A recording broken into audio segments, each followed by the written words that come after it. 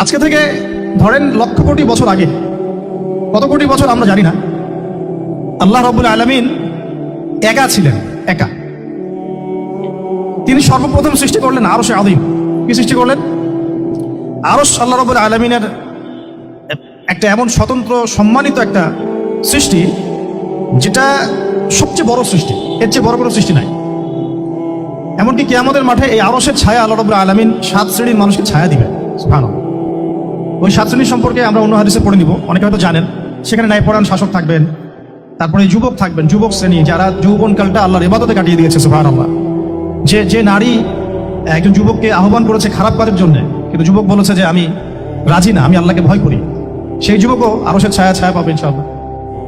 তারপরে সেই দুই ভাই বা ব্যক্তি যারা একে অপরকে আল্লাহর জন্য মহব্বত করে, তারাও আরশের ছায়া পাবে। এমন ব্যক্তি যে গোপনে দান করে, মানে ডান হাত দিয়ে কি দান করছে বাম হাত জানে না, তারাও আরশের ছায়া পাবে। এমন ব্যক্তি যে অন্ধকারে বা একাকী আল্লাহ পাককে স্মরণ করে এবং চোখ দিয়ে দরদর করে পানি পড়তে থাকে, এই ব্যক্তিও আরশের ছায়া পাবে। এরকম প্রায় 7 শ্রেণীর মানুষ আরশের ছায়া পাবে। আরশ সৃষ্টি করার পরে আরশটা ছিল পানির উপরে। কোথায় ছিল? পানির উপরে। সূরা হুদের মধ্যে আছে। আমি শুধু রেফারেন্সগুলো আপনাদেরকে সূরাগুলো বলে দিব, বাসায় গিয়ে আপনারা পড়বেন। প্রত্যেকটা আয়াত কিন্তু এখানে ধরে বলার সময় নেই আর কি আমার কাছে। তো আরশটা ছিল পানির উপরে। এরপরে আল্লাহ রাব্বুল আলামিন আসমান এবং জমিন সৃষ্টি করেছেন 6 দিনে। পুরো মহাবিশ্ব আল্লাহ রাব্বুল আলামিন সৃষ্টি করেছেন কত দিনে? 6 দিনে। ফি সিত্তাতি আইয়াম, 6 দিনে। এখন সৃষ্টি করার পরে আল্লাহ রাব্বুল আলামিন কলম সৃষ্টি করেছেন। কি সৃষ্টি করেছেন? কলম। ইলমের সাথে যে কলমের সম্পর্ক, এটা একটু পরে আরো ক্লিয়ার হবে আপনাদের কাছে। আল্লাহ কলম সৃষ্টি করে বলেছেন উক্তুব, কলম তুমি লিখো। কলম তো আমাদের সংজ্ঞা মতো জড় পদার্থ, তাই না? হ্যাঁ, তো আল্লাহ পাক বলছেন কলমকে তুমি লিখো। তো কলম কথা বলছে, মাযা আকতুব, আমি কি লিখবো? আল্লাহ পাক বলছেন লিখো, কিয়ামত পর্যন্ত যা যা হবে সব লিখে ফেলো। এরপর আল্লাহ রাব্বুল আলামিন লাউহে মাহফুজের মধ্যে একদম from the very beginning till the last day of judgement প্রত্যেকটা কথা লাউহে মাহফুজে লেখা আছে। এমনকি আপনার কার সাথে বিয়ে হবে সেটাও, কয়টা বাচ্চা কাচ্চা হবে সেটাও। তাই এত অস্থির হওয়ার দরকার নাই, রিজিকে যা আছে আসবে ইনশাআল্লাহ। লেখা যদি হয়ে থাকে আসবে না? আসবে ইনশাআল্লাহ। সবর। তো এই জন্য মুমিনদেরকে বলা হয়েছে তোমরা কখনো হতাশ হবে না, কারণ তাকদীর লেখা হয়ে গেছে, হতাশার কোনো কারণ নাই। একটা প্রবণতা আমরা সমাজে দেখছি আত্মহত্যার। ইয়াং জেনারেশনকে আমরা নসিহত করবো যে ভুলেও নিজের জীবনকে বিসর্জন দিতে যাবেন না। আল্লাহ রাব্বুল আলামিন আপনাদেরকে সৃষ্টি করেছেন তার ইবাদত করার জন্য এবং তার জমিনে তার দিনটাকে প্রতিষ্ঠা করার জন্য। হেলায় খেলায় আপনার জীবনটা নষ্ট করবেন না, ঠিক আছে ভাই? আল্লাহ বোঝার তৌফিক দান করেন। তো কলম সৃষ্টি করার পরে কিয়ামত পর্যন্ত সব লেখা হয়ে গেছে। এখন আমাদের এই পৃথিবীতে তো মানুষ ছিল না, ছিল? এদিকে মনোযোগ দেন। এই পৃথিবীতে কি আগে মানুষ ছিল? এই পৃথিবীতে আগে কি ছিল তাহলে বলেন? হ্যাঁ, মাশাআল্লাহ। এই পৃথিবীতে আগে কি ছিল? এখন ওরা নাই। সবার সাথেই কিন্তু একটা করে আছে, কমপক্ষে কয়টা করে? সবার সাথে কমপক্ষে একটা করে। আর কোন কোন জায়গা আছে যেখানে জিনের বড় বড় আকড়া আছে। পৃথিবীতে যে জায়গাগুলো থেকে ইসলাম বিরোধী অপতৎপরতাগুলো চলে, ওখানে জিনের আকড়া বেশি। কথা বুঝতে পারছেন? তো জিন জাতিকে আল্লাহ পাক ধ্বংস করে দিয়েছেন তাদের পাপের কারণে, আল্লাহ দ্রোহিতার কারণে, অবাধ্যতার কারণে। এখন আল্লাহ রাব্বুল আলামিন ইরাদা করলেন পৃথিবীতে আমাদেরকে সৃষ্টি করবেন, মানে মানুষকে সৃষ্টি করবেন। আল্লাহ পাক তার সমস্ত ফেরেশতাদেরকে একত্রিত করলেন। ঘটনাটা কিন্তু খুব ইন্টারেস্টিং। আমি জানি এখানে ওলামায়ে কেরামও আছেন, তবে আমি সবার জন্য প্রযোজ্য হয় এমন কথা বলারই চেষ্টা করছি, কারণ অনেকে হয়তো এগুলো নাও জানতে পারে। তো আল্লাহ পাকের ভাষায় আমি যদি বলি, আল্লাহ রাব্বুল আলামিন বলছেন বা'দা আউযু বিল্লাহি মিনাশ শাইতানির রাজীম ওয়া ইয ক্বালা রাব্বুকা লিল মালাঈকা, এই সময়ের কথা যখন আল্লাহ তোমার রব সমস্ত ফেরেশতাদেরকে ডেকে বলেছিলেন যে ইন্নী জাঈলুন ফিল আরদি খলিফা, আমি জমিনে মানে পৃথিবীতে আমার খলিফা পাঠাতে চাই। কি পাঠাতে চাই? আরো জোরে বলেন। আল্লাহ পাক বলেননি পৃথিবীতে মানুষ পাঠাতে চাই, পৃথিবীতে নতুন কোনো মাখলুক পাঠাতে চাই। আমাদেরকে আল্লাহ পাক সম্মানের শব্দে সম্মানিত করেছেন, বিশেষায়িত করেছেন। আমাদেরকে বলেছেন আমরা আল্লাহর খলিফা, আমরা আল্লাহর খলিফা।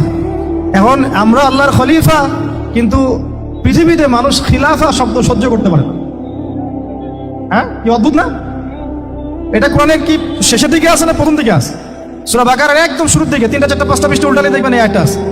কোরআন তাহলে শুরু থেকে কখনো খুলেও দেখেনি সে ব্যক্তি। প্রমাণ হলো এটা যে খুলেও দেখেনি, অথবা দেখলেও সে এড়িয়ে গেছে। আল্লাহ পাক আমাদেরকে বললেন যে পৃথিবীতে আমি আমার খলিফা পাঠাতে চাই। তাহলে আদম আলাইহিস সালামকে আল্লাহ পাক মহব্বতের শব্দে, সম্মানের শব্দে বিশেষায়িত করলেন কি বলে?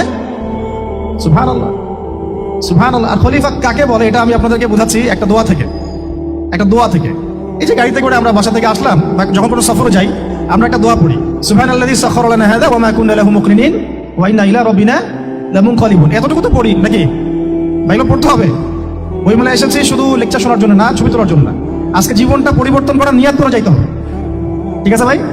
বই প্রকাশ করা, ছাপানো, বিক্রি করা, লেখা, এর চেয়ে বড় কথা আমার জীবনটা ইলমের আলোয় আলোকিত করা। আমি বই লিখলাম ধরেন একটা, আমার মধ্যে সেই আমল নাই, লাভ নাই। লাভ আছে? আমি বই ছাপাইছি 100, 200, 500, 1000, আমি নিজেই আমল করি না, হবে? আগে আমল, আমল জরুরি। ইলমের সাথে আমলটা খুব বেশি জরুরি। আলেম তাকেই বলা হয় যে ইলম অনুযায়ী আমল করে। আল্লাহ পাক বলেন, লিমা তাকুলুনা মা লা তাফআলুন, তোমরা এমন কাজ, এমন কথা কেন বলো যে আমল নিজেরাই করো না? কাবুরা মাকতান ইনদাল্লাহ আন তাকুলু মা লা তাফআলুন, আল্লাহর কাছে সবচেয়ে গর্হিত একটা অপরাধ, তোমরা একটা কথা বলবা কিন্তু আমল করবে না। তো দোয়াটা মুখস্থ করবেন। এই দোয়ার নিচে একটা অংশ আছে, আল্লাহুম্মা আনতা সাহিবু বিস সাফারি। আমার কথাটা শুনেন, খলিফার অর্থটা বুঝেন। অনেকে তো অনেকভাবে ব্যাখ্যা করে আর কি। আল্লাহুম্মা আনতা সাহিবু ফিস সাফারি, আল্লাহ তুমি এই সফরে আমার সাথী। সফর বের হওয়ার সময় দোয়া পড়ছি আমরা, আল্লাহুম্মা আনতা সাহিবু ফিস সাফারি, আল্লাহ তুমি এই সফরে আমার সাথী। ওয়াল খলিফাতু ফিল আহলি ওয়া মালি, আল্লাহ আমি তো বাসায় নাই, আমার বাসার আহাল মালের খলিফা হচ্ছে তুমি আল্লাহ। তাহলে খলিফা শব্দটি কি বুঝলেন? আল্লাহ আমার বাসার আহাল মালের খলিফা মানে কি? আমার স্থলাভিষিক্ত তুমি আল্লাহ, আমি ওখানে নাই বাসায়, আমি সফরে বের হয়ে গেছি, আমার স্ত্রী, আমার সন্তান, আমার মাল, আমার জান, এগুলোর দায়িত্ব তোমার, তুমি খলিফা। কত চমৎকার দোয়া। তাহলে পৃথিবীতে আমি আমার খলিফা পাঠাতে চাচ্ছি, তার অর্থ কি? আল্লাহ রাব্বুল আলামিন এই পৃথিবীতে আমাদেরকে তার প্রতিনিধি বানিয়েছেন। সুবহানাল্লাহ, সুবহানাল্লাহ। তাহলে আমরা নিজেদের আত্মপরিচয় ভুলে গেলাম যে আমরা আল্লাহর প্রতিনিধি পৃথিবীতে, তাই না? আমরা এখন আব্রাহাম লিঙ্কনের পূজা করতেছি। আব্রাহাম লিঙ্কনের পূজা তো বুঝেন না আপনারা, এটা হচ্ছে ওই যে সকল ডেমোক্রেসি পূজা। আল্লাহ পাক বলছেন, ওয়াল্লামা আদামাল আসমাআ কুল্লাহা, আল্লাহ বলছেন আমি আদমকে এই মহাবিশ্বের যত নাম আছে, নাম, নাউন্স, ইসম, সব শিক্ষা দিয়েছি। সুবহানাল্লাহ। এই মহাবিশ্বের যত নাউন্স, নাম, এখানে ইসম শব্দের অর্থ কিন্তু জ্ঞান। ইসম মানে কি? এখানে জ্ঞান। মহাবিশ্বের যে জ্ঞানগুলো আছে, এই জ্ঞানগুলো আল্লাহ পাক আমাদের আদি পিতাকে শিক্ষা দিয়েছেন। আমাদের আদি পিতাকে আল্লাহ নিজে শিক্ষা দিয়েছেন। সৃষ্টিগতভাবে আমরা জ্ঞানী ছিলাম না, আল্লাহ পাক আমাদেরকে জ্ঞান শিক্ষা দিয়েছেন। আমরা ফিলোসফির বইগুলো খুললে দেখবেন ওখানে বুদ্ধিবাদ নামে একটা মতবাদ আছে। মানে তারা বলে যে মানুষ সৃষ্টিগতভাবেই একজন বুদ্ধিদীপ্ত প্রাণী। এটা ভুল কনসেপ্ট। সৃষ্টিগতভাবে আমাদের মধ্যে জ্ঞান ছিল না, আল্লাহ পাক আমাদেরকে জ্ঞান শিক্ষা দিয়েছেন। কথা বুঝতে পারছেন? একটা মতবাদ তাদের আছে অভিজ্ঞতাবাদ, মানে মানুষ অভিজ্ঞতা থেকেই শিখে। আর একটা আছে সমন্বয় মতবাদ, আপনারা তো এগুলো অনেকে পড়েছেন হয়তো। এর বাইরে যে একটা মতবাদ আছে যে আল্লাহ পক্ষ থেকে ওহী ভিত্তিক মানুষ জ্ঞান শিখে, এই মতবাদ কোনো দার্শনিকের বইয়ে স্থান পেল না। কি আফসোস, কি আফসোস। অথচ মুসলিম ঘরে দার্শনিক তারা। আমরাও পড়েছি ভাই 4 বছর এই কারণে গেলে। কি আফসোস, আল্লাহ পাকের ওহীর পক্ষ থেকে যে জ্ঞান আসতে পারে এইটা কনসেপ্টই নাই। অথচ এখানে কোরআনে আল্লাহ পাক বলছেন, ওয়াল্লামা আদামাল আসমাআ কুল্লাহা, আমি আল্লাহ আদমকে সমস্ত নাম শিক্ষা দিয়েছি। সুবহানাল্লাহ। এরপরে এই যে জ্ঞান আদম আলাইহিস সালামকে আল্লাহ পাক শিক্ষা দিলেন, এর ফলশ্রুতিতেই আল্লাহ পাক বললেন যে ওয়াইয কুলনা লিল মালাইকা উসজুদু লি আদম, হে ফেরেশতারা তোমরা এখন আদমকে সিজদা করো। কি ফেরেশতাদেরকে দিয়ে আল্লাহ পাক আমাদের পিতাকে সিজদা করালেন কিসের মানদণ্ডে? কিসের কারণে? জ্ঞানের কারণে। জ্ঞানের কারণে ফেরেশতাদেরকে আল্লাহ পাক বললেন যে এই নামগুলো বলে দাও তো তোমরা। তারা বলতে পারলো না। তারা বললো লা ইলম আল্লাহুম্মা লা ইলমা লানা ইল্লা মা আল্লামতানা, আল্লাহ আমাদের তো সেই জ্ঞান নাই, শুধু ওইটুকু জ্ঞান আছে যে আপনি আমাদেরকে শিখিয়েছেন। তখন আল্লাহ পাক বলেছিলেন যে আমি যা জানি তোমরা তা জানো না। আমি কি বলি নাই যে আমি আসমান জমিনের গায়েবের সব খবর জানি? তখন আল্লাহ বললেন যে তোমরা সবাই সিজদা করো আদমকে।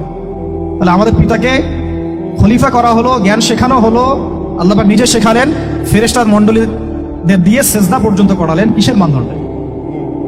আরো আসতে বলেন, জ্ঞানের মানদণ্ডে। এখন যদি আমরা একটু প্রশ্ন ছুড়ে দেই নিজ নিজ বিবেকে, আমরা কি সেই ওহীর 10টা সূরাও শিখেছি? 10টা পারা কি পড়া হয়েছে কখনো? 10টা সূরারও কি অর্থ জানি? অনেকে তো 10টা আয়াতের অর্থ জানি না। আমরা কি সেই ওহীর 10টা হাদিস শিখেছি? তাহলে আমরা কোথায় সম্মান খুঁজতেছি? পশ্চিমাদের কাছে? বলেন। সত্যি সবচেয়ে আফসোস লাগে আমার একটা জিনিস, যে মুসলিমরা আমরা এখন আমাদের আত্মপরিচয় ভুলে যাচ্ছি। আর আল্লাহ পাক আমাদেরকে যেখানে সম্মান রেখেছেন ওইখানে সম্মান না খুঁজে আমরা অন্যের দাসত্বের সম্মান খুঁজতেছি। আল্লাহ আমাদেরকে বোঝার তৌফিক দান করেন। এটা অজ্ঞতার কারণে হচ্ছে। আমাদের কাজ তাদেরকে সচেতন করা বা তাদেরকে মেসেজ পৌঁছে দেওয়া। আমরা উগ্র পন্থা অবলম্বন করব, আমরা হিকমার সাথে প্রজ্ঞার সাথে মানুষকে বোঝানোর চেষ্টা করব, এগুলো বোঝানোর অংশ। এখন আচ্ছা, একটা কথা আপনাদেরকে বলি, একটা কথা আমি মাঝখানে মিস হয়ে গেছে। এই যে আল্লাহ পাক আমাদেরকে খলিফা করে পাঠিয়েছেন, খলিফার কাজ কি? প্রশ্ন না? আমাদের কাজ কি তাহলে? এই কাজটা আল্লাহ পাক আবার ব্যাখ্যা করেছেন সূরা সদের মধ্যে। কোন সূরায়? সূরা সদ। সদ নামে একটা সূরা আছে, সূরা ইয়াসিনের আগে পরে পাবেন। তো এখানে আল্লাহ পাক আরো একজন নবীকে তার খলিফা বলেছেন। সেই নবীর নাম দাউদ আলাইহিস সালাম। কি নাম? আর দাউদ আলাইহিস সালাম কিন্তু এই জেরুজালেম থেকে, যেখানে এখন ওই জায়নিস্টরা বোম্বিং করে আর কি, নিরীহ মুসলিমদেরকে হত্যা করে বিগত 70 বছর থেকে, ওই জেরুজালেম থেকে কিন্তু দাউদ আলাইহিস সালাম বিশ্ব শাসন করেছিলেন। তার পরবর্তীতে তার সন্তান সুলাইমান আলাইহিস সালামও কিন্তু ওখান থেকে বিশ্ব শাসন করেছিলেন। আর এখনকার বনু ইসরাইল দাবিদার এই জায়নিস্টরা, তারাও কিন্তু ওই ফিকিরি করছে, ওখান থেকে তারা বিশ্ব শাসন করতে চায় এবং তারা মনে করে তাদের একজন মাসিহ আসবে, সেই মাসিহ আসলে তারা বিশ্ব শাসন করবে। আমরা সেই মাসিহের নাম জানি মাসিহুদ দাজ্জাল। কি নাম? এই দাজ্জালকে ওরা ওদের সত্য মাসিহ মনে করে, আমরা জানি হচ্ছে মিথ্যা ভণ্ড প্রতারক মাসিহ, অথচ ওরা মনে করে এটা হচ্ছে সত্য মাসিহ। এই জায়গায় তারা ধোঁকা খাচ্ছে। অথচ সত্য মাসিহ হচ্ছেন ঈসা আলাইহিস সালাম, যিনি আবার শেষ জামানায় আসবেন এবং তার হাতেই এই মাসিহুদ দাজ্জাল মারা যাবে এবং তারপরে পুরো বিশ্বে আবার ওই খিলাফা কায়েম হবে, ওই যে খলিফা, ওটা সারা বিশ্বে কায়েম হবে। এই টাউন হলও বাদ যাবে না ইনশাআল্লাহ। এটা মানুষ মানতে চাচ্ছে না, কিন্তু মানুষ না মানলে কি? আল্লাহ পাকের নকশায় সব আঁকা আছে কখন কি হবে। কে কে কল্পনা করেছিল যে আজকে আপনারা বসে এখানে দিনের আলোচনা করবেন? হ্যাঁ, কল্পনা করা যায় তো? যে শব্দগুলো আপনারা বলছেন এগুলো বললেই তো নাই গায়ে, এখন বলছেন। কেউ কি কল্পনা করেছিল যে হঠাৎ করে এমন একটা সময় চলে আসতে পারে? কেউ কিন্তু কল্পনা করেনি, আল্লাহ পাকের নকশায় ছিল। এখানে আমাদের একটা আফসোসের কথা, এখানে মাস্টার মাইন্ড আল্লাহ রাব্বুল আলামিন। প্রকৃত মাস্টার মাইন্ড কে? আমরা ক্রেডিট নেওয়ার প্রতিযোগিতায় ব্যস্ত হয়ে আছি এখন, কার কত ক্রেডিট নেওয়া যায়। এখানে একক ক্রেডিট পাওয়ার যোগ্য কেউ না, সমস্ত ক্রেডিট কার? আল্লাহ রাব্বুল আলামিন। এটা আল্লাহর সাথে গাদ্দারি করতে যায় না, তাহলে ভুলে যান। কারণ আমি বারবার বলেছি আপনাদেরকে, কোরআন থেকে একটা শিক্ষা আমরা শিখেছি, একটা কম যখন মাজলুম থাকে, দুর্বল মাজলুম জুলুমের শিকার হচ্ছে, আল্লাহ পাক সেই কমটাকে বাঁচান, কোনো না কোনো একজন ত্রাণকর্তাকে পাঠান, কোনো একটা সূরতে আল্লাহ পাক সেই কমকে বাঁচায় দেন। আবার যদি এই নিয়ামতটা পাওয়ার পরে ওই কম আবার এই জুলুম শুরু করে, আবার আল্লাহ দ্রোহিতা শুরু করে, আল্লাহ পাক তার চেয়ে বড় জালেম চাপাই দিবে। কথা বুঝতে পারছেন? আল্লাহর সাথে গাদ্দারি করতে যাই না, আল্লাহ পাক আমাদেরকে বোঝার তৌফিক দান করেন। এখন খলিফার কাজটা কোথায় পাবেন? কোন সূরায় ভাই বলেন? সূরা সদে আল্লাহ পাক দাউদ আলাইহিস সালামকে খলিফা সম্বোধন করে বলছেন, ইয়া দাউদ। কি চমৎকার আহ্বান! ইয়া দাউদ, হে দাউদ, ইন্না জাআলনাকা খলিফাতান ফিল আরদ। দেখো, আমি আল্লাহ তোমাকে পৃথিবীতে খলিফা করেছি। কি করেছি? খলিফা করেছে। তোমার কাজ কি শোনো, ফাহকুম বাইনান নাসি বিল হক। বোঝার চেষ্টা করেন একজন খলিফার কাজ কি। খলিফা মানে আল্লাহর প্রতিনিধি, জমিনে যে দায়িত্বশীল, অন্য মানুষের উপরে যে দায়িত্বশীল, তার কাজ ফাহকুম বাইনান নাসি বিল হক, মানুষের মাঝে ন্যায় বিচার প্রতিষ্ঠা করবে, এটা তোমার কাজ। তাহলে এখন যারা আমরা এই জায়গায় আছি বা ভবিষ্যতে আসবো, আরো কাল আগাতে থাকবে, সময় আগাতে থাকবে, নতুন নতুন নেতৃত্ব আসবে, সবার ফাংশন একটাই, ফাহকুম বাইনান নাসি বিল হক।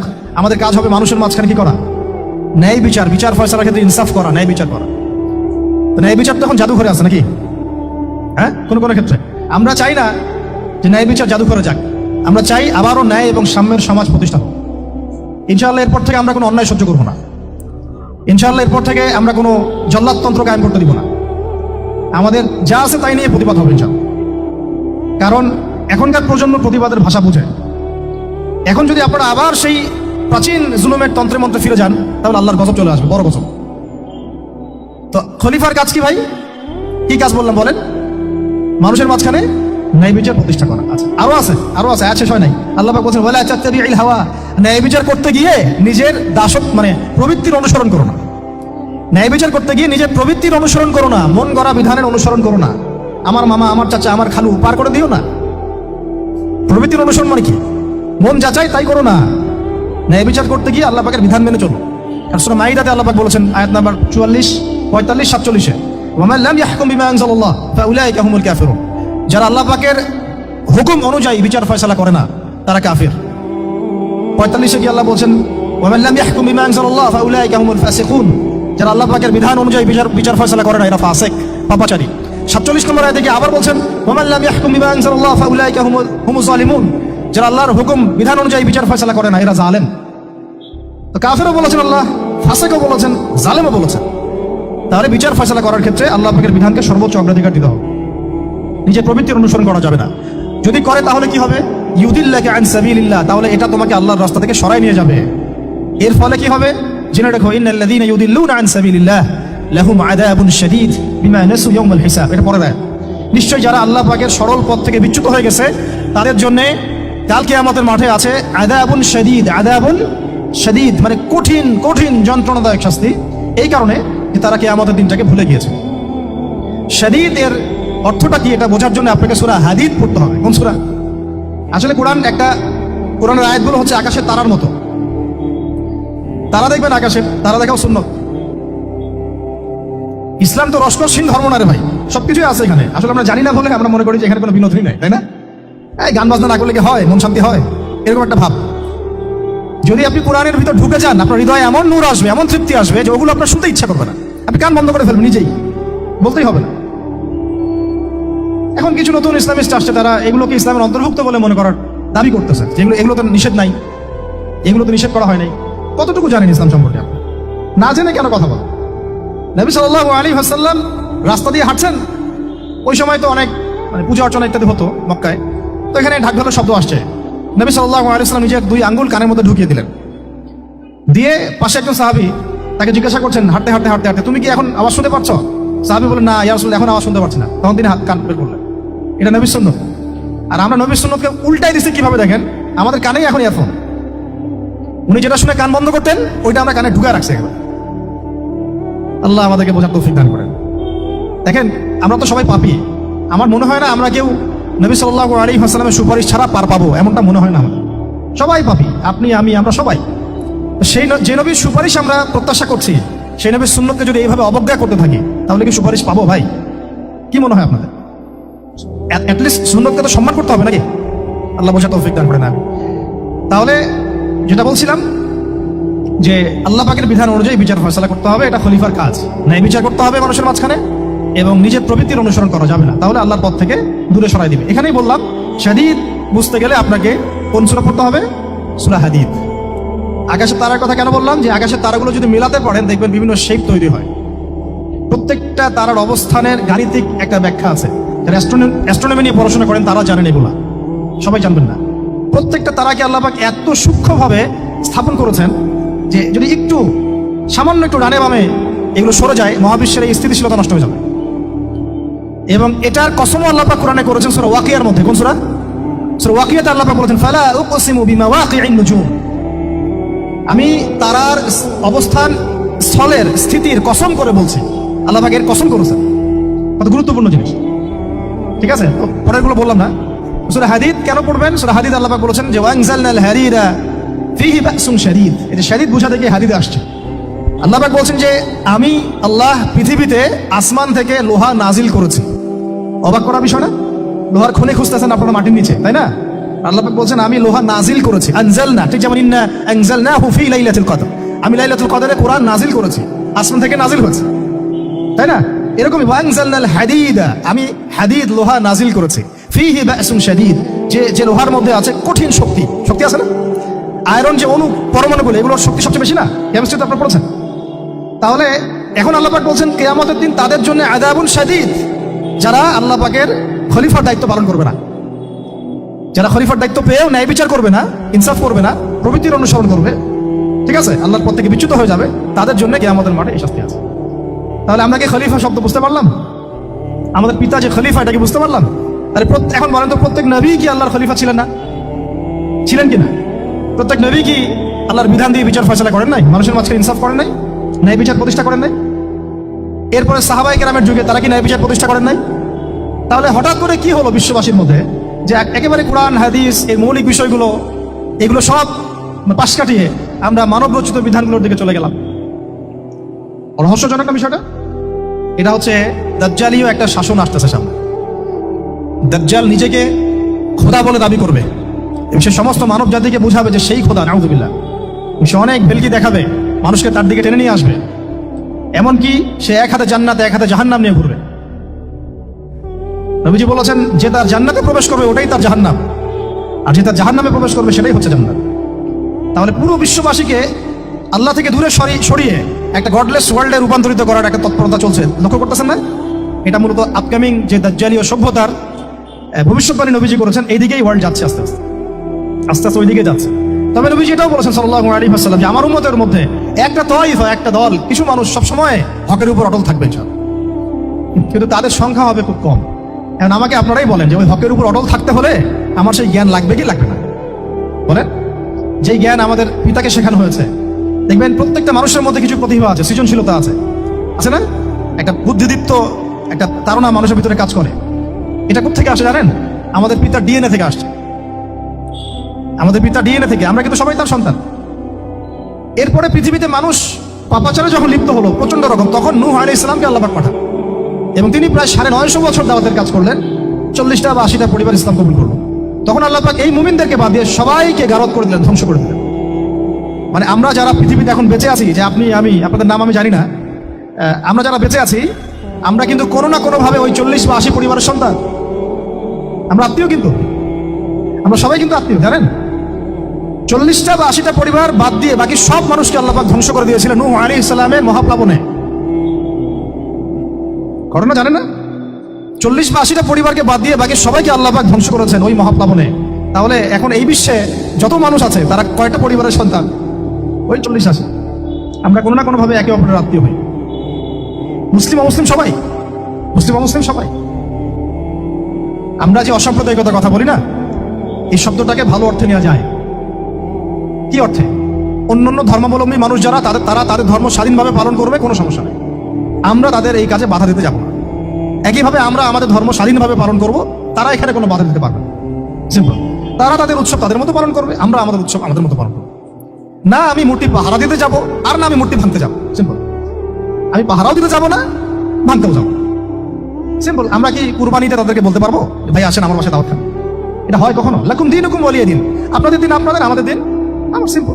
এই অর্থে ঠিক আছে, কিন্তু সব ধর্ম মিলে যে নতুন ধর্ম বানানোর চেষ্টা করা হচ্ছে বাংলাদেশে, এটা ঠিক নাই। এটা শুভঙ্করের ফাঁকি। সব ধর্ম মিলে নতুন ধর্ম করার কোনো সুযোগ নাই। আমরা সবাই এক পরিবারের সন্তান। এখন আমাকে বলেন, নূহ আলাইহিস সালামের একটা ছেলে ছিল, নাম জানেন কি? নাম বলেন কি? না না, মাশাআল্লাহ। কয় ছেলে ছিল তার? হ্যাঁ, না, মূলত চারজন সন্তান থেকে বড় বড় 4টা গোত্র সৃষ্টি হয়েছে। শাম এক সন্তানের নাম কি? এটাকে কেন্দ্র করে এই যে সিরিয়ান কন্টিনেন্টে, পুরো প্যালেস্টাইন, সিরিয়ান, অ্যারাবিয়ান কন্টিনেন্টে যত মানুষ, তার বংশধর। ঠিক আছে? হাম, একটা সন্তানের নাম হাম। এখান থেকে আফ্রিকার যে কালো কালো মানুষগুলো সব তাদের বংশধর। একটা হচ্ছে ইয়াফাস, ইউরোপিয়ান যারা সাদা চামড়া, সব এদের বংশধর। আরেকটা যে কেনা, এই ছেলেটা কি বলেছিল? বাবা ডাকছে নৌকায় আসো তাড়াতাড়ি, নৌকায় আসো তাড়াতাড়ি, না হলে আজকে আল্লাহ পাক আযাব দিয়ে ধ্বংস করে দিবেন। সে নবীর সন্তান হওয়ার পরেও আল্লাহ প্রদত্ত ওহীর জ্ঞানকে মূল্যায়ন না করার কারণে ধ্বংস হয়ে গেল। আর ওই 40টা বা 80টা পরিবার নাজাত পেল কিভাবে? আল্লাহর পক্ষ থেকে নাজিলকৃত ওহীর জ্ঞানকে প্রাধান্য দিয়ে আনুগত্য করে। তাহলে কোন জ্ঞানকে আমরা প্রাধান্য দিব ভাই? আমি বলছি না যে আমরা দুনিয়াবী জ্ঞানগুলোকে শিখবো না, ওই প্রসঙ্গে আমি একটু পরে আসছি। আমরা শিখবো এবং কিভাবে শিখবো, কতটুকু শিখবো, আগে এই অংশটুকু শেষ করি। ঠিক একইভাবে আপনারা কি আদ জাতির নাম জানেন? আদ, সামুদ। ওই যে সৌদি আরব এখন যেখানে লাইন বানাচ্ছে, লাইন প্রজেক্ট, ওই আলোলা বলে, আলোলা লাইন প্রজেক্ট বানাচ্ছে, দেখবেন অনলাইনে। ওই জায়গা দিয়ে নবী সাল্লাল্লাহু আলাইহি ওয়াসাল্লাম তাবুক যুদ্ধের সময় গিয়েছিলেন। যাওয়ার সময় তিনি বলেছিলেন, তোমরা মাথা নিচু করে কান্নাকাটি করতে করতে এখান থেকে অতিক্রম করো। সাহাবীরা মাথার উপর কাপড় দিয়ে কান্নাকাটি করতে করতে জায়গাটা পার করেছেন, কারণ ওই জায়গায় সামুদ জাতি ছিল যাদেরকে ধ্বংস করা হয়েছে। ওটা হচ্ছে এখন পর্যটন স্পট। সুবহানাল্লাহ। তো আদ এবং সামুদ জাতিকেও আল্লাহ পাক ধ্বংস করলেন, কিন্তু তাদেরকে করেন নাই যারা ওহীর জ্ঞানকে প্রাধান্য দিয়েছে। ইব্রাহিম আলাইহিস সালাম কোন জ্ঞানের বদৌলতে আল্লাহকে চিনলেন? মানব রচিত জ্ঞান নাকি আল্লাহর পক্ষ থেকে নাজিলকৃত জ্ঞান? বলেন। মূসা আলাইহিস সালাম কোন জ্ঞানের বদৌলতে ফিরআউনের মতো এই যে কি বলবো প্রতাপশালী একজন শাসকের সামনে দাঁড়িয়ে বুক ফুলিয়ে ইসলামের দাওয়াত দিলেন? কোন জ্ঞানের আলোকে? ওহীর জ্ঞান। আর ওহীর জ্ঞান যখন নাজিল করা হয়েছে তখন তিনি দোয়াটা পড়ছিলেন, রব্বি ইশরাহ লি সাদরি ওয়া ইয়াসসির লি আমরি ওয়াহলুল উকদাতাম মিন লিসানি ইয়াফকাহু কওলি। প্রত্যেক নবী, ইউসুফ আলাইহিস সালাম কারাগারে 12 বছর থেকেছেন। কত বছর? 12 বছর। আমাদের অনেক ভাই এরকম 5 বছর, 7 বছর, 10 বছর, 12 বছর থেকেছে, আছে। এমনও মানুষ আছে, এখন বলা যায় তাই বলি, যে ওই যে একটা শব্দ শুনেছেন আয়না ঘর, ওখানে দীর্ঘদিন ছিল, তারপরে নাই, কোথায় গেছে আল্লাহ ভালো জানে। ইউসুফ আলাইহিস সালামও এরকম কারাগারে ছিলেন। কত বছর? 12 বছর। কিন্তু আল্লাহ পাক তাকে এমন একটা জ্ঞান শিক্ষা দিয়েছিলেন, তিনি স্বপ্নের ব্যাখ্যা বলতে পারতেন, যে কোনো স্বপ্নের। রাজা স্বপ্ন দেখলেন যে 7টা গাভী, জীর্ণ শীর্ণ গাভী, মোটা তাজা গাভীকে খেয়ে ফেলছে, স্বপ্নের ব্যাখ্যা কেউ দিতে পারে না। কিন্তু ওই জেলখানায় 2জন ছাড়া পাওয়া মানুষ, ছাড়া পাইছে 2জন, আর কি 2জনের মধ্যে একজন বেঁচে আছে, একজন নাই। মানে 2জন বসে বসে ইউসুফ আলাইহিস সালামকে বলছিলেন যে আমরা একটা স্বপ্ন দেখলাম যে আমার মাথায় রুটি আছে, পাখি এসে রুটি খেয়ে ফেলছে। আর আমি স্বপ্ন দেখলাম যে আমি শরাব পান করাচ্ছি, ব্যাখ্যা কি ইউসুফ? তোমাকে সত্যবাদী বলে জানি। ইউসুফ আলাইহিস সালাম বললেন, তোমার মাথায় রুটি যেটা খেয়ে নিচ্ছে, তার মানে তোমাকে শুলদণ্ড দেওয়া হবে। আর তুমি যে পানি পান করাচ্ছ, তার মানে তুমি নাজাত পাবে, ছাড়া পাবে। হলেও তাই। আর যে নাজাত পাবে তাকে ইউসুফ আলাইহিস সালাম বলে দিলেন যে তুমি রাজদরবারে গিয়ে আমার কথা বলো, আমার কথা আলোচনা করো। সে ভুলে গিয়েছিল। পরে যখন এই স্বপ্নটা দেখলো বাদশা, তখন বাদশা সবাইকে ডাকলো, ডেকে বললো যে এই গাভীর স্বপ্নের ব্যাখ্যা কি। তখন এই ব্যক্তির মনে পড়ছে, আর ইউসুফ তো ব্যাখ্যা দিতে পারে। সে গিয়ে ইউসুফ আলাইহিস সালামকে ডেকে নিয়ে আসতেছে যে এই রাজা স্বপ্ন দেখছে, এই ব্যাখ্যা কি। স্বপ্ন কিন্তু আপনার কাছে শুনে একটা স্বাভাবিক মনে হচ্ছে, আরে গাভীর আবার স্বপ্নের কি ব্যাখ্যা। তখন ইউসুফ আলাইহিস সালাম ব্যাখ্যা দিলেন যে 7 বছর ফসল ফলবে আপনাদের এলাকায়, তারপরের 7 বছর হবে দুর্ভিক্ষের সময়। কিসের সাথে কিসের ব্যাখ্যা? এই জ্ঞান কে শিখালেন তাকে? এই ইন্টারপ্রিটেশনের জ্ঞান কে শিখালেন? তাহলে জ্ঞানের মূল উৎস কে? আমার কথা বলার উদ্দেশ্য কি বুঝতে পারছেন? যত জ্ঞান তার মূল উৎস কে? স্বপ্ন একটা জ্ঞান, যদি সেটা সত্য হয়। আর জেনে রাখবেন, কিয়ামতের আগে আগে মুমিনদের স্বপ্ন বেশি বেশি সত্য হবে। ঠিক আছে? মুসা আলাইহিস সালামকেও সেই আল্লাহ জ্ঞান শিক্ষা দিলেন। ঈসা আলাইহিস সালাম এই কুষ্ঠরোগীর গায়ে হাত বুলালে ভালো হয়ে যায়। হ্যাঁ, অন্ধ ব্যক্তির মানে চোখে হাত বুলালে ভালো হয়ে যায়। এমনকি মৃত ব্যক্তিকে তিনি বলছেন কুম বিইজনিল্লাহ, আল্লাহর হুকুমে দাঁড়িয়ে যাও, দাঁড়িয়ে গেল। এই জ্ঞান কে দিয়েছেন তাকে? দাউদ এবং সুলাইমান আলাইহিস সালাম এই যে পশু পাখির ভাষা বোঝেন, সুলাইমান আলাইহিস সালাম পিঁপড়ার ভাষাও বোঝেন। আপনাদের সায়েন্স কি পিঁপড়ার ভাষা বোঝে?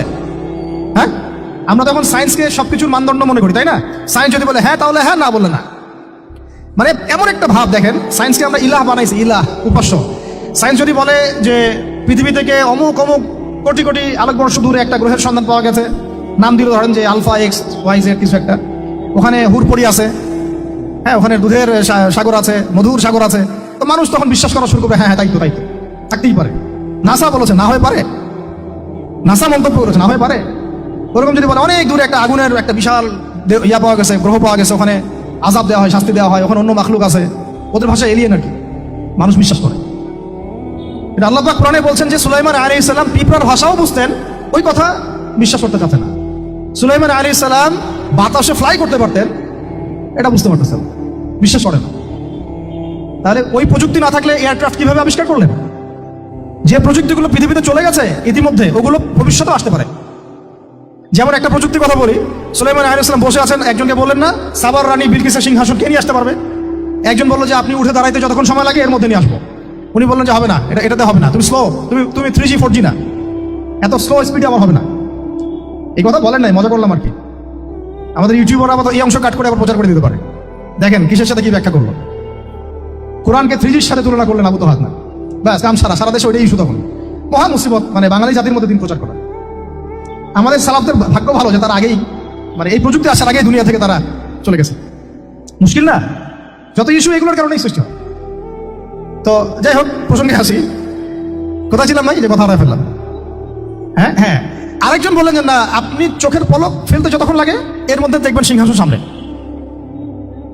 সুবহানাল্লাহ, কি প্রযুক্তি বলেন! এই প্রযুক্তির সামনে কি বিশ্ববাসী যেতে পেরেছে? দেখেন সুলাইমান আলাইহিস সালামের বাতাসে ফ্লাই করাটা কিন্তু এখন পৃথিবীতে খুব কমন হয়ে গেছে। আমরা সবাই ফ্লাই করতেছি বাতাসে, তাই না? যদি আপকামিং কোনো সময় আপনি দেখেন যে এইরকম চোখের পলকেই একটা বস্তু আরেকটা জায়গা থেকে এক জায়গায় চলে আসতেছে, আমি অবাক হব না ইনশাআল্লাহ। কারণ কোরআনে অতীতে এই ঘটনার দলিল আছে। বুঝতে পারতেছি না? এক কথায় সমস্ত জ্ঞানের মূল উৎসকে। এরপরে আসেন, অত লম্বা করছি না, আমাদের নবী মুহাম্মদ সাল্লাল্লাহু আলাইহি ওয়াসাল্লাম আসেন। আমরা তো তার উম্মত। 23 বছরে, একটু মনোযোগ দেন, এটা আলোচনার লাস্ট পার্ট, ঠিক আছে? 23 বছরে তিনি পুরো জাহেলিয়াতকে পরিবর্তন করে দিয়েছেন। কত বছরে? 23 বছর। আপনারা কি জানেন যে আইয়ামে জাহিলিয়াতে আসলে কি কি সমস্যা ছিল? কেন ওই যুগটাকে আমরা জাহিলিয়াত বলি? বেসিক্যালি 5-6টা সমস্যা ছিল। কয়টা? 5-6টা। 1 নম্বর শিরক। 1 নম্বর কি? আমার সাথে বলেন। শিরক আমাদের ওয়ার্ল্ডে নাই, এটা তো গ্লোবাল শিরক চলতেছে এখন। শুধু ধর্মীয় শিরক চলতেছে না, কিন্তু এখন শিরক হচ্ছে পলিটিক্সে, শিরক হচ্ছে ইকোনমিক্সে, শিরক এডুকেশনেও আছে, শিরক কালচারের মধ্যেও আছে। কথাগুলো বুঝতে হবে একটু গভীরভাবে। তখন সমস্যা ছিল রিবা, সুদ। এখন নাই। রিবা ছাড়া কোনো সিস্টেম আছে এখন ওয়ার্ল্ডে? আমি গতকালকে একটা হাদিস মোতালা করছিলাম সুদ সংক্রান্ত।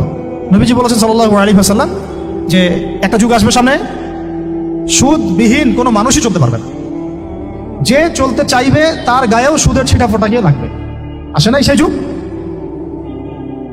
সুবহানাল্লাহ। কিভাবে তিনি এত স্পেসিফিকলি কথাগুলো বলতে পারেন?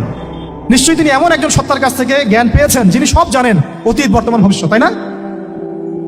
এমনকি নবীজি বলেছেন ইমামুল মাহদির সময় যে 10 জন ঘোড়সাওয়ার বের হবে এবং তারা গিয়ে খোঁজ নিতে যাবে যে দাজ্জাল বের হয়েছে কিনা। নবীজি বলছেন আমি সেই 10 জনের নামও জানি, তাদের বাবার নামও জানি। সুবহানাল্লাহ, সুবহানাল্লাহ। কিয়ামতের মাঠে আলী রাদিয়াল্লাহু আনহু, আবু বকর রাদিয়াল্লাহু আনহু, ওমর, উসমান রাদিয়াল্লাহু আনহুম আজমাইন, তাদের হিসাবটা কেমন হবে ওইটাও নবী সাল্লাল্লাহু আলাইহি ওয়াসাল্লাম আগেই বলে দিয়েছেন। সবচেয়ে দ্রুত হিসাব হবে এই উম্মতের আলী ইবনে আবি তালিব রাদিয়াল্লাহু আনহু। যাবেন, বেরোবেন, শেষ। কি মানুষ, তার জীবনীটা পড়ে দেখবেন। আমি শেষের দিকে বলে দিব আপনাদেরকে আজকে, এবং এটা রেকর্ডেড থাকবে, ইনশাআল্লাহ অনলাইনে দিয়ে দিব, যে আপনারা কোন কোন সাবজেক্টের বই কিনবেন। বই মেলা তো শুধু মানে আসলেন একটা একটা র্যান্ডমলি বই কিনলেন এমন না, টপিক ধরে ধরে সাবজেক্ট ওয়াইজ বই কিনতে হবে। ঠিক আছে ভাই? বই কেনার পিছনে টাকা পয়সা খরচ যদি না করেন, মানে দিনের জন্য অর্থ ব্যয় করার মানসিকতা না থাকে, এলেম পাওয়া যাবে। অনেক মুহাদ্দিস নিজের গায়ের জামা খুলে দিয়ে পর্যন্ত বই নিয়ে বাসায় গিয়েছে, জানেন? তাদের সমস্ত সম্পত্তি বিক্রি করে দিয়েছেন বই কেনার জন্য। আজকে সকালে আমাদের এক ভাই মোজাকারা করছিলেন যে আমারই এক ওস্তাদ, বাংলাদেশের অনেক বরেণ্য একজন আলেমে দ্বীন, প্রবীণ আলেমে দ্বীন, তার কথা আলোচনা হচ্ছিল যে তিনি কিতাব পড়তে পড়তে পড়তে হঠাৎ একটা কিতাব তিনি খুঁজে পাচ্ছেন না। তো ছাত্রদেরকে পাঠালেন যে খুঁজে নিয়ে আসো তো, কোথায় আছে, কেউ খুঁজে পায় না। তিনি নাকি ওযু করে এসে নামাজ, 2 রাকাত নামাজ পড়ে বাচ্চার মতো হাউমাউ করে কান্নাকাটি শুরু করলেন, আল্লাহ আমার সেই কিতাব কোথায় গেল, আমার কিতাবটা এনে দাও। তলাবুল ইলম কাকে বলে দেখেন? ইলমের তালেব, ইলমের ছাত্র কাকে বলে? এই যে ইলমের ছাত্র। আমরা কি ছাত্র হইতে পারছি? একটা বইয়ের দাম যদি দেখি 100 টাকা, বাস আমাদের গায়ে লাগে। 100 টাকা দিয়ে তো আপনার গার্লফ্রেন্ডকে নিয়ে বসতে গায়ে লাগে না, বসলে তো 500 টাকা চলে যায়। জিনা থেকে বাঁচতে না পারলে কলবে আল্লাহ নূর আসবে না। আল্লাহ পাক আমাদের কথাগুলো বোঝার তৌফিক দান করেন, আমিন। জিনা, আবার বলছি, জিনা থেকে বাঁচতে হবে, অন্যথায় কলবে নূর আসবে না। আল্লাহ পাক আমাদেরকে বোঝার তৌফিক দান করেন, আমিন। কোথায় ছিলাম ভাই? বলেন। 1 নাম্বার কি ছিল? শিরক। 2 নাম্বার রিবা, সুদ। ওইটা বলতে গিয়ে হাদিসটা কথা বলেছিলাম। এই সুদটা কি এখন বেশি না কম? এখন সুদ মানুষ খাচ্ছে, যুক্তিও দিচ্ছে যে এই যুগে এখন সুদ না খাইলে কি চলে? একদিন একটা মসজিদে বয়ান করছিলাম, তো মসজিদে বয়ানের মাঝখানে একজন দাঁড়ায় গেল। দাঁড়া আমাকে বলছে যে ওস্তাদ, হুজুর বুঝলাম আপনার সব কথা ঠিক আছে, এখন আমার 1 লাখ টাকা ধার লাগবে, আমি কোত্থেকে নিব? বলেন, আসলে উত্তর দিবেন কি? হ্যাঁ, সুদের ক্ষতিকর বিষয়গুলো যেমন বলতে হবে, সুদবিহীন ব্যাংকিং সিস্টেম এবং অর্থনৈতিক ব্যবস্থাও তো চালু করতে হবে। সেটা কি? সেটা হচ্ছে যাকাত। সেটা কি? যাকাত, সাদাকা এবং খরচে হাসানা। এগুলো তো চালু করছি না আমরা শুধু কথা বলছি তাত্ত্বিক যে সুদ হারাম। আমিও তো অনেক জায়গায় বলছি, কারণ বলতে হচ্ছে, না আপনার জানাতে তো হবে। সুদের পাপের সবচেয়ে নিম্ন শাখা হচ্ছে মায়ের সাথে জিনা করা, সর্বোচ্চ শাখা হচ্ছে আল্লাহ এবং তার রাসূলের সাথে যুদ্ধ করা। একটা হাদিস বুখারীতে এরকম আসছে, বুখারীতে কি তিরমিজিতে, আমি রেফারেন্সটা ভুলে যাচ্ছি, তবে হাদিসটা সহিহ। নবী সাল্লাল্লাহু আলাইহি ওয়াসাল্লাম বলেছেন, যে ব্যক্তি 1 দিরহাম সুদ খায় সে যেন 36 বার জিনা করবে।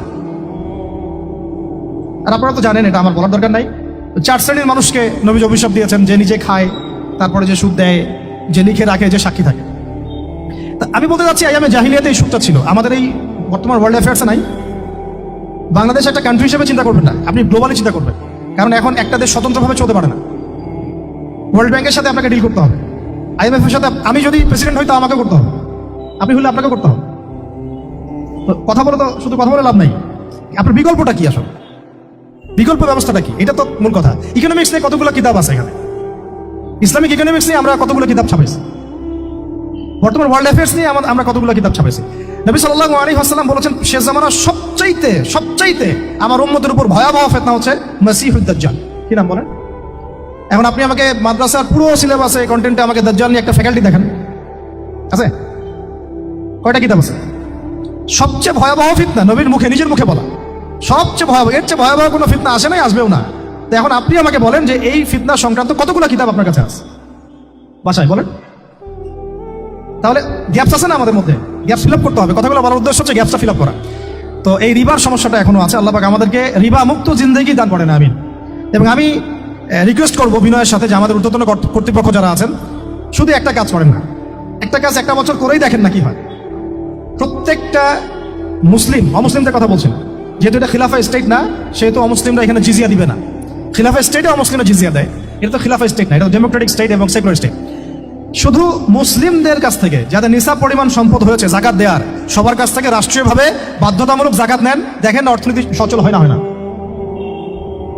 একটা বছর নিয়ে দেখেন না কি হয়। কেউ এই উদ্যোগ গ্রহণ করতে পারতেছে না, কেন হচ্ছে না আমরা বুঝতে পারতেছি না।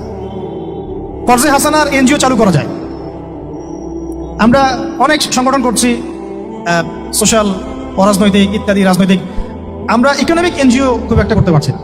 কিন্তু এই জায়গাগুলো দখল করে ফেলছে, দেখেন কারা কারা, নাম বলতে চাচ্ছি না। এবং যারা যারা দখল করছে তারা কিন্তু এখন রাষ্ট্রের অনেক বড় বড় জায়গা হস্তক্ষেপ করতেছে। ইভেন ট্রান্সজেন্ডারের মধ্যে ইস্যু কিন্তু তারা ঢুকাই দিয়েছে ভিতরে, ঢুকায় নাই? উত্তরবঙ্গ জুড়ে পুরো উত্তরবঙ্গে ঘুরে আসেন, দেখেন কাদের তৎপরতা বেশি।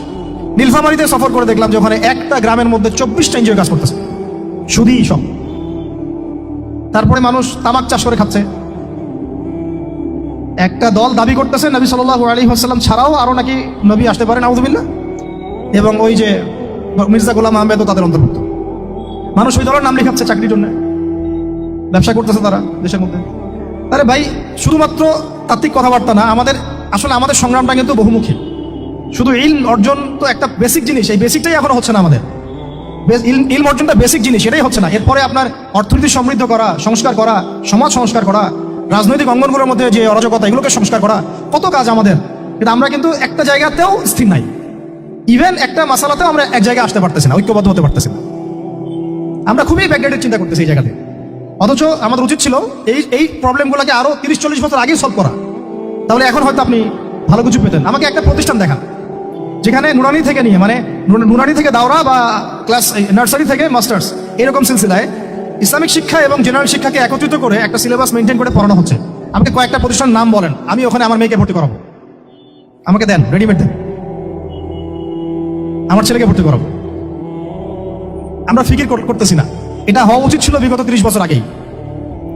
আমি আপনাদেরকে বলি যে প্রকাশনা সংস্থার ভাইরা আছেন অনেকে, ধরেন আমাদের রংপুরের কোনো ভাই আপনাদেরকে পুরো 1 বিঘা জমি দিল, ধরেন 5 বিঘা জমি দিয়ে দিল, ঠিক আছে?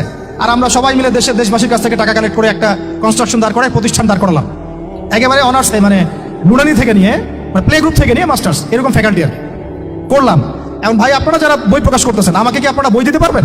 প্রত্যেকটা ক্লাসে আমি কোন কোন বই পড়াবো পারবেন? আমাকে কি সিলেবাস দিতে পারবেন? কথা বলেন। প্লে গ্রুপে কোন কোন বই পড়াবো আমাকে দেন, নার্সারিতে দেন, STD 1-এ দেন, 2-তে দেন, 3-তে দেন, 5-এ দেন, এভাবে আপনি আমাকে ক্লাস 10 পর্যন্ত দেন। তারপরে কি আপনি আমাকে অনার্স, মাস্টার্স, এই ফ্যাকাল্টিগুলো আলাদা আলাদা, এগুলো কি ইউনিভার্সিটি আদলে আপনি কি আমাকে সাজা দিতে পারবেন? আমরা জায়গা দিব, টাকা দিব, প্রতিষ্ঠান করে দিব। প্রকাশনা সংস্থা থেকে কি আমরা এতটুকু পেতে পারি?